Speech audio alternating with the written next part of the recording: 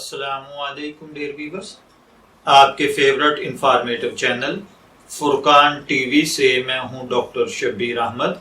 ہمارا آج کا ٹاپک ہے وہ باتیں جن کی وجہ سے روزہ توڑ دینا جائز ہے اور اس سے کوئی کفارہ یا قضا بھی واجب نہیں آتی۔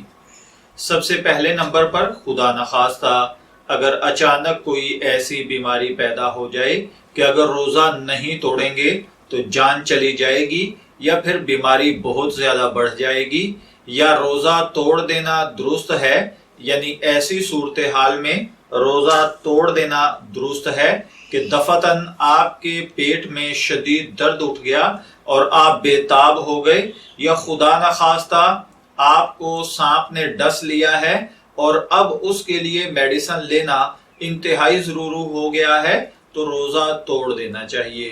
یا اگر خدا نخواستہ کسی کو ایسی شدید پیاس لگ جائے کہ خطرہ ہو کہ موت واقع ہو جائے گی تو روزہ توڑ دینا بہتر ہے۔ اسی طرح پریگننٹ خواتین کہ اگر کوئی ایسی بات پیش آ جائے جس سے اپنی جان، زچہ یا بچہ کی جان کا خطرہ ہو تو روزہ توڑ ڈالنا چاہیے۔ اسی طرح کھانا پکانے کی وجہ سے بے حد پیاس لگ گئی اور اتنی بے تابی ہو گئی کہ اب جان کا خوف ہے تو روزہ کھول لینا چاہیے، لیکن اگر خود اس نے قصدن اتنا کام کیا جس سے ایسی حالت ہو گئی تو گناہ گار ہوں گے۔